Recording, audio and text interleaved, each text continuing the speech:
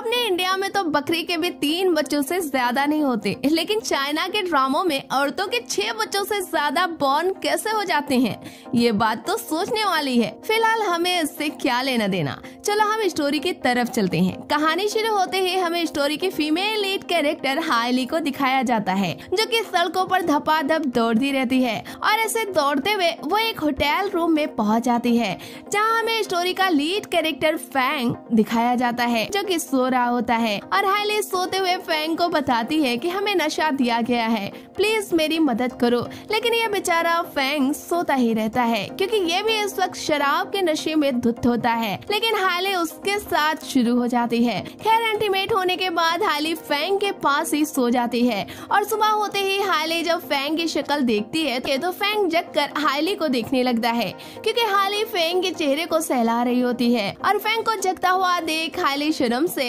Room के बाहर भाग जाती है, लेकिन भागते हुए इसके गले की लॉकेट फैंग के कपड़े में फंसकर यहीं पर टूट जाती है। लेकिन हाइली यहाँ से भाग निकलती है। ये बेचारा फैंग एक बार इस लॉकेट को देखता है और दूसरी बार हाइली को भागते हुए देखता है, और इसी के साथ ये सीन यहीं पर कट हो जाती है। इसके बाद हमें 9 महीने बाद का सीन दिखाया जाता है, जहाँ पर हाइली 6 बच्चों को जन्म देती है। इन बच्चों को जन्म देते हुए वो दर्द को बर्दाश्त नहीं कर पाती, जिस वजह से वो वहीं पर बेहोश हो जाती है। लेकिन सारा हॉस्पिटल इन बच्चों को देखकर शॉक रह जाता है और यहीं पर ये सीन कट हो जाती है। इसके बाद हमें 5 साल बाद का सीन दिखाया जाता है, जहाँ पर हाइली अपने जॉब से लौटते हुए एक ब्लाइंड डेट पर आई होती है और होटल की 58 डेस्क पर जाने की जगह 85 नंबर डेस्क पर पहुंच जाती है। और इत्तेफाक से यहाँ पर फैंग भी ब्लाइंड डेट पर आया होता है, लेकिन इन दोनों को एक दूसरे की शक्ल याद भी नहीं होती। यहाँ पर फैंग हाइली को देखते ही फट से उसे पसंद कर लेता है और इन दोनों की यहाँ पर चटमंगनी फट से शादी भी हो जाती है। मतलब कि मैरिज ब्यूरो से इन्हें शादी का सर्टिफिकेट मिल जाता है। इसके बाद ये लोग कार में बैठकर घर जाने लगते हैं। तभी रास्ते में अचानक हाइली का एक बेटा अपना डीएनए रिपोर्ट की टेस्ट लेकर इनके गाड़ी के सामने आ जाता है, जहाँ ये बोलने लगता है कि आप मेरे डैड हैं और ये मेरी माँ है। अगर आपको हमारी बात पर यकीन नहीं है तो इस रिपोर्ट को एक बार जरूर देख लें। तभी बेचारा फैंग उस रिपोर्ट को देखकर हैरान हो जाता है, जहाँ पर फैंग हाइली से कहता है कि तुम कौन हो और तुम मेरे साथ बच्चा कब बॉर्न की, जबकि मैं तो तुम्हें पहले कभी नहीं देखा। मतलब तुमने मुझसे शादी प्लान के तहत ही किया है, क्या तुम मुझसे कोई बदला लेना चाहती हो? तब हाइली कहती है नहीं, तुम मुझ पर यकीन करो, तुमसे शादी होना ये एक इत्तेफाक है, हमने कोई प्लानिंग नहीं की थी। और खबरदार जो तुमने मेरे बेटे को कुछ भी कहा। तो फैंग कहता है ये सब तुम्हारा ही नहीं बल्कि मेरा भी बेटा है, इसलिए चलो हम लोग एक साथ एक घर में चलते हैं। इसके बाद ये लोग जैसे ही फैंग के घर पहुँचते हैं वैसे यहाँ पर फैंग की मंगेतर आ जाती है और इत्तेफाक से फैंग की मंगेतर हाइली की सौतेली बहन शाइनी होती है। तब ये दोनों एक दूसरे को देखकर हैरान हो जाती हैं। लेकिन यहाँ पर शाइनी हाइली को गुस्से में एक स्लैप मारती है और कहती है तू हमारा कुतिया अब मेरे घर तक पहुँच गई, जिस पर हाइली पहले ही उसे एक स्लैप मारते हुए कहती है अच्छा हुआ कि तू मुझे यहाँ पर मिल गई, क्योंकि तूने ही मुझे ड्रग्स देकर मारना चाहा था, लेकिन मेरी किस्मत अच्छी थी जो उस वक्त मैं बच गई। तो फैंग कहता है ये सब क्या हो रहा है, क्या तुम दोनों एक दूसरे को जानती हो? तब शाइनी कहती है कि हाँ फैंग ये मेरी बहन है, लेकिन 5 साल पहले इसने किसी अनजान आदमी के साथ रिश्ता बना लिया था, जिससे मेरे डैड की बहुत ज्यादा बदनामी हुई थी और उन्होंने इसे घर से निकाल दिया था। तब हाइली का फ्लैशबैक हमें दिखाया जाता है, जहाँ पर हाइली प्रेग्नेंट होती है और इसी वजह से हाइली के फादर इसे घर से निकाल देते हैं। तब ये बेचारे किसी दूसरे शहर में जाकर अपना वक्त बिताती है और बच्चों को बॉर्न करने के बाद उनकी परवरिश के लिए अपने शहर वापस आ जाती है।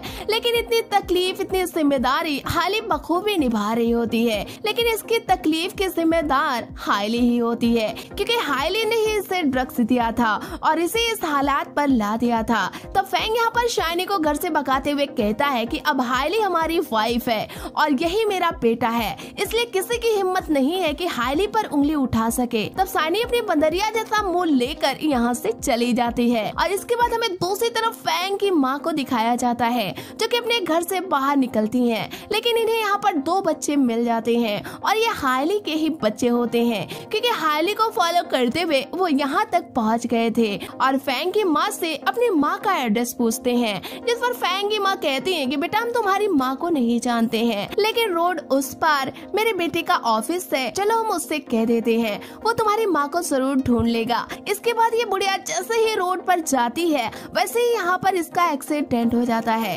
तब हम इन दोनों बच्चों और बूढ़ी औरत को हॉस्पिटल में देखते हैं जहाँ पर फैंग की माँ की याददाश्त जा चुकी थी और ये बुढ़िया इन दोनों बच्चों को अपना पोता समझने लगी थी और ये बुढ़िया इन दोनों बच्चों को अपना पोता समझते हुए इन्हें अपने गले से चिपकाए रहती है। और ये खबर जैसे ही फैंग को पता चलती है वो भागता हुआ हॉस्पिटल में आ जाता है। इसके बाद हाइली को खबर लगती है कि इसके बच्चों का एक्सीडेंट हो गया है। तब ये भी भागते हुए हॉस्पिटल पहुंच जाती है और हाइली को देखते ही ये दोनों बच्चे माँ कहते हुए इससे चिपक जाते हैं। तो फैंग ये देखकर बहुत ही हैरान हो जाता है और हाइली से कहता है क्या ये तुम्हारे बच्चे हैं? मतलब ये भी हमारे बच्चे हैं? तुमने ये सब कब किया? तुमने हमारे बच्चों को हमसे ही चुरा लिया? मतलब तुम हमारे साथ इंटीमेट हुई थी और हमें पता भी नहीं चला? क्या ये सभी बच्चे एक साथ पैदा हुए थे? तब हाइली यहाँ पर सोच में पड़ जाती है कि अभी से सिर्फ 3 बच्चों के बारे में पता चला है, तब ये इतना परेशान हो रहा है। अगर इसे सभी बच्चों के बारे में पता चलेगा तो शायद ये हम पर यकीन ही नहीं करे, इसलिए इसे सभी बच्चों के बारे में पता नहीं चलना चाहिए। इसीलिए हाइली यहाँ पर फैंग को झिड़कते हुए अपने घर पर चली जाती है और तभी फैंग के पास उसके बिजनेस पार्टनर की कॉल आती है जो फैंग से कहता है कि हमने सुना है कि तुमने शादी कर ली है, इसलिए मैं भाभी जी के लिए एक गिफ्ट तुम्हें कुरियर कर रहा हूँ, लेकिन इस गिफ्ट को तुम अपने हाथों से उसे दोगे। तब फैंग हाँ करते हुए हाइली को फॉलो करना शुरू कर देता है, क्योंकि हाइली फैंग को छोड़कर अपने घर चली आई है और अपने बच्चों से कहती है कि चलो सब लोग अपनी तैयारी कर लो, क्योंकि हम ये शहर हमेशा के लिए छोड़कर जा रहे हैं। क्योंकि हाइली अब ये सोचने लगती है कि कहीं ऐसा ना हो जाए कि फैंग अपने इन 3 बच्चों को हमसे जबरदस्ती हासिल कर ले, उन्हें हमसे अलग न कर दे। इसी डर से हाइली इस शहर को छोड़कर जाने की तैयारी करने लगती है, लेकिन फैंग यहाँ पर फॉलो करते हुए पहुँच जाता है और अपने पार्टनर का भेजा हुआ तोहफा इसे दे देता है। तब हाइली कहने लगती है कि अरे तुम जैसा आदमी मेरी फिक्र कैसे कर सकता है, तुम तो एक लापरवाह इंसान हो। तब फैंग गुस्से में आकर हाइली को किस करने लगता है और इसी दौरान हाइली के 5 बच्चे अपने कमरे से बाहर आकर इन लोगों को देखने लगते हैं, क्योंकि हाइली का छठा बच्चा अपनी नानी की फैक्ट्री को संभालने के लिए घर से हमेशा ही बाहर रहा करता था। और इतना ही नहीं, हाइली का एक बच्चा अपने डैड से भी ज्यादा आगे है, क्योंकि वो अपना फोन निकाल कर अपने माँ बाप की किसिंग वीडियो बनाने लगता है और किसिंग सीन खत्म होने के बाद बड़े भाई को ये वीडियो सेंड करते हुए कहता है भाई देख, अब मॉम डैड के रिश्ते में फिर से मिठास हो रही है, यानी कि बहुत जल्द हम सब एक साथ रहने वाले हैं। तब इसका बड़ा भाई कहता है हाँ भाई तू तो सच कह रहा है, अब तो बहुत जल्दी हमारी 11 लोगों की फैमिली एक साथ रहना शुरू कर देगी। अब ये बात हमें भी थोड़ा कंफ्यूज कर रही है, क्योंकि बच्चे तो 6 हैं और 2 माँ बाप हैं, ये टोटल 8 हुए, लेकिन ये बच्चा 11 लोगों की बात क्यों कर रहा है? मतलब अभी भी 3 बच्चे हाइड हैं, लेकिन ये बच्चे कौन हैं? ये आपको स्टोरी के लास्ट में पता चलेगा। इसके बाद फैंग यहाँ पर 5 बच्चों को देखता है, तब इसके पैरों तले जमीन खिसक जाती है। उसका मतलब ये था कि इतने बच्चे एक साथ कैसे हो सकते हैं। तब हाइली कहती है कि सुनो मिस्टर, ये दोनों बच्चे उन 3 बच्चों से 1 साल के छोटे हैं और ये 2 बच्चे तुम्हारे नहीं बल्कि मेरे बॉयफ्रेंड लिन के बच्चे हैं। तब फैंग ये सुनकर और ज्यादा गुस्सा हो जाता है, क्योंकि इसका मतलब था कि एक औरत कितने लोगों के साथ रह रही है और क्या जिससे मिलती है उसके साथ ट्विंस बेबी बॉर्न करती है, ये कैसी औरत है। तब हाइली कहती है कि सुनो मिस्टर फैंग, मेरी पर्सनल लाइफ से आपका कोई लेना देना नहीं है। और इसी वक्त यहाँ पर हाइली का फ्रेंड लिन यहाँ पर पहुँच जाता है। तब हाइली उससे कहती है कि तुम लोग यहाँ पर खामोश रहना, हम फैंग से इस वक्त झूठ बोल रहे हैं, बस तुम हमारे साथ उन दोनों बच्चों को लेकर यहाँ से अभी निकलो, क्योंकि इन्हें स्कूल के लिए देर हो रहा है। तब लिन उन दोनों बच्चों को स्कूल छोड़ने के लिए चला जाता है और फैंग गुस्से में आकर अपने घर जाने लगता है। तभी फैंग की नजर हाइली के पैकेज पर पड़ जाती है, जिस पर यह कहता है कि तुम यहाँ से भागने की कोशिश मत करना, क्योंकि मैं अपने तीनों बच्चों को लेकर अपने घर जा रहा हूँ। और इतना कहते हुए फैंग उन बच्चों को लेकर अपने घर चला जाता है। इसके बाद हाइली अपने घर से जैसे ही बाहर निकलती है, वैसे ही शाइनी अपने गुंडों के साथ हाइली को किडनैप करा लेती देती है। इसके बाद अगले दिन शाइनी हाइली को ब्लैकमेल करते हुए उसे मारने जा रही होती है, लेकिन फैंग यहाँ पर अपने बंदों के साथ पहुँच जाता है और हाइली को आजाद कर इससे कहता है अब तुम खुद अपना बदला इन सब से वसूल कर लो।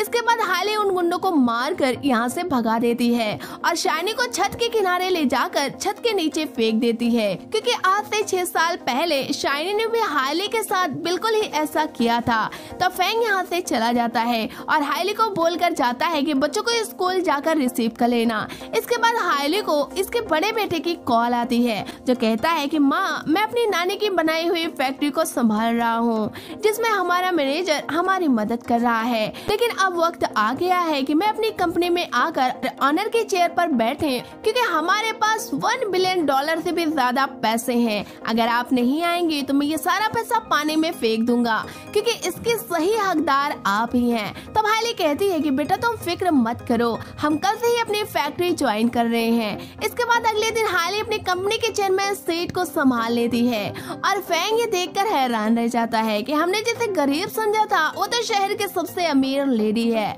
इसके बाद 2 लड़कियों को हाइली हांग ग्रुप से हटाकर खुद चेयरमैन की कुर्सी को हासिल करना चाहती है, लेकिन हाइली अपने मैनेजर से मिलकर उन दोनों को अपनी फैक्ट्री से बाहर कर देती है। और अगले दिन हम फैंग की माँ को देखते हैं जिनकी तबीयत अब पूरे तरीके से ठीक हो गई थी, इसीलिए अपने यहाँ एक पार्टी रखती हैं और हाइली को फैंग ग्रुप का उत्तराधिकारी बना देती हैं। लेकिन इनकी फैमिली की बूढ़ी औरत इस बात से इनकार करते हुए हाइली की इंसल्ट करने लगती है। तब फैंग की माँ उसे कुछ कहने वाली होती है कि तभी फिर से इन्हें फीड आ जाती है, जिसके बाद ये यहाँ पर बेहोश हो जाती हैं और हॉस्पिटल जाने के बाद ये पता चलता है कि फैंग की माँ की याददाश्त फिर से गायब हो गई है और इसी वजह से वो फिर से फैंग के बेटों को अपना फैंग समझने लगी हैं। तब फैंग डॉक्टर से कहता है आप अमेरिका के डॉक्टर को बुलाकर इनका इलाज शुरू करें, इन्हें पूरे तरीके से ठीक करें, बस इनका ठीक होना ही बहुत जरूरी है। तब डॉक्टर कहता है कि आप परेशान मत हो, ये बहुत जल्दी ही ठीक हो जाएंगी।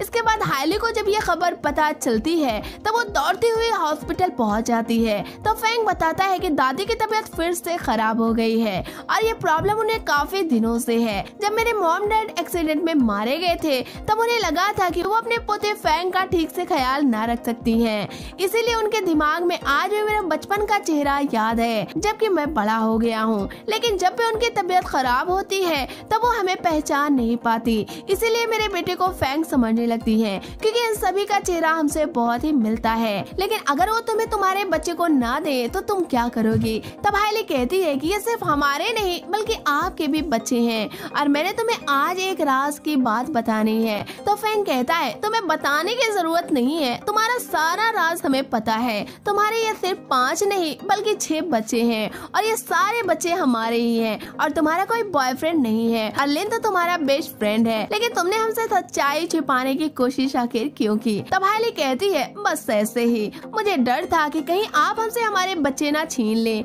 इसीलिए हमने आपसे झूठ बोला था, लेकिन आप हमसे नाराज हैं। तो फैंग कहता है कि हाँ मैं तुमसे नाराज हूँ इसलिए कि तुम इतनी परेशानी अकेले कैसे झेलती रही।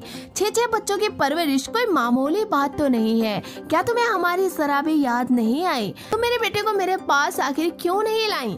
तब हाइली कहती है बस ऐसे ही, हमें डर था तुम हमें एक्सेप्ट नहीं करोगे, इसी डर से मैं तुम्हारे पास कभी भी नहीं आई और उस दिन शादी के लिए हम तुम्हारे पास डेट पर नहीं आए थे, हमें किसी और डेस्क पर जाना था लेकिन हम गलती से तुम्हारे डेस्क पर बैठ गए थे। तो फैंग कहता है कि ठीक है जो कुछ गलत हुआ है वो सब भूल जाओ, अब हम 8 लोगों की फैमिली एक साथ घर में रहेंगे और अब से तुम खुश हो जाओ। तब हाइली कहती है कि 8 नहीं बल्कि 11 लोग, क्योंकि हमारे 3 बच्चे और भी हैं और वो भी हमारे साथ ही रहेंगे। तब तो फैंग हैरान हो जाता है और वो बेहोश होने वाला होता है कि क्या 3 बच्चे हमारे और भी हैं, क्या वो भी हमारे ही हैं? तब हाइली कहती है कि नहीं वो हमारे नहीं है बल्कि 2 कुत्ते के बच्चे हैं और एक बिल्ली का बच्चा है, लेकिन तीनों बच्चे हमारे बच्चों को बहुत ही पसंद करते हैं, इसीलिए हम उन्हें अपने बच्चों की तरह ही प्यार से रखते हैं। तब फैंग मुस्कुराते हुए हाइली को किस करने लगता है और इसके बाद ये लोग हंसी खुशी अपने घर में चले जाते हैं